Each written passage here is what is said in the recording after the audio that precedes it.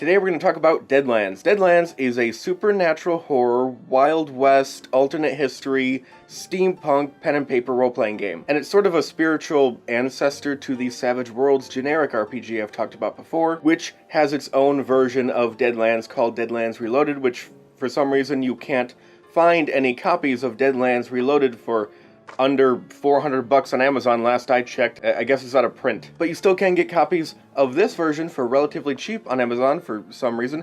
Deadlands Classic. It's got the border, the gold and the red and the yellow border. Deadlands the Weird West it was called at the time. If you want to play it, you'll need the player's handbook and the GM screen, as you might imagine. Or you can use the recently released 20th anniversary edition of Deadlands, which has both the player's handbook and GM's, what do they call it? The Marshal's Handbook.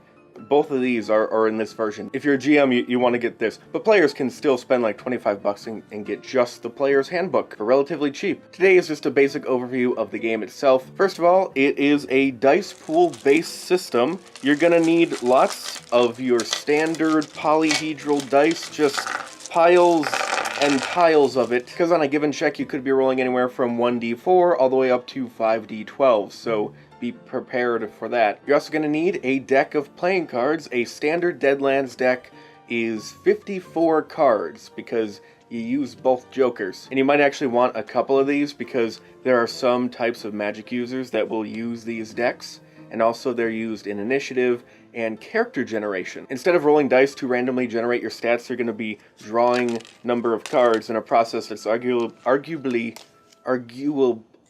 a bit more complicated than it needs to be. And finally, you're going to need some red, white, and blue poker chips or any other types of token or pebbles, rocks, pieces of paper, whatever, to represent fate chips, which are, like in many games, a currency your players will use, or the GM might use, or the Marshal may use to affect the game in various ways, manipulating fate, hence fate chips. And the character creation system is very open. You can kind of create just about whoever you would want. There are magic users, which are arguably sort of like playing a class in a way. They even get their own chapter in the book. So like if you're playing a huckster who uses cards and games and this sort of mental match with a demon, a dark spirit, in order to gain temporary use of their powers, you have your own chapter talking about hucksters in great detail and all the spells they have access to. And you also have like Indian shaman, you have divine magic users like priest,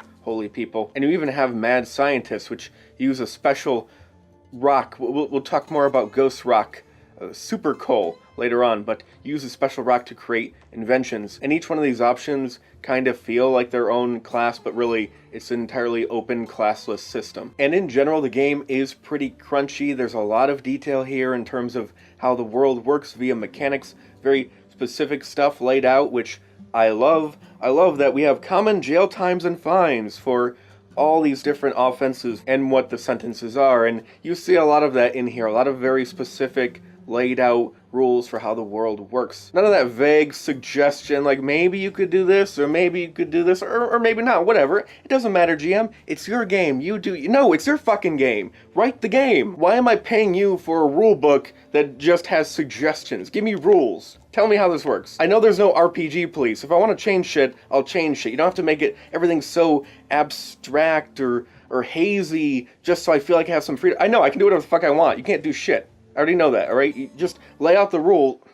I'm not a big fan of overly abstract games. Anyway, a bit crunchier, a bit more in depth, overall a little less refined, a little rough around the edges, but that's part of the charm for me. But we'll get more into that later when we actually review the game, which, as you know by now, I pretty much never actually review games. I gotta start doing that soon. And also, much like an older game, it does tend to be a bit more deadly, as you might imagine. It is a horror-themed game, after all. And you can expect lots of horrible things to happen to your character for a variety of reasons. Those magic users I talked about, they are pretty powerful. There's a lot of great potential that could come from some of the magic users anyway. One is arguably, how do you say it? Shit? We'll get more into that. But as they say, with great power comes great shit hitting the fan in a horrible, hilarious way, and there's plenty of that with the magic system involved. But we'll get more into how the game plays in future episodes, character creation, the dice tutorial, some combat, and of course, a video on the universe itself, the lore and all that. That's going to be coming up next.